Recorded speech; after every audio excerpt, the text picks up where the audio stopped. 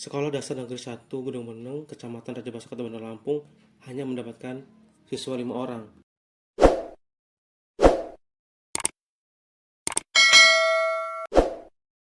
PLT Kepala SDN 1 Gunung Meneng, Meliani, mengatakan pihaknya mendapatkan 5 siswa baru pada tahun 2025 ini.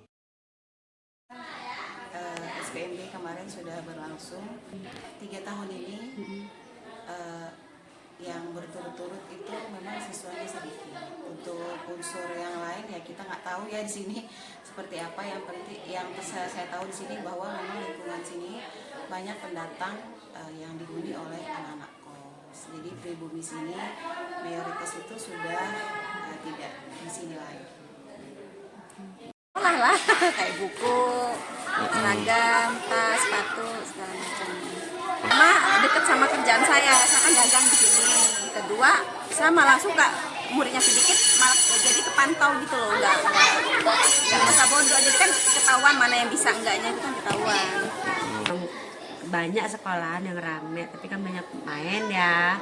Tapi nggak semua sekolahan, cuman aku lebih milih yang kayak gitu, jadi biar dia fokus.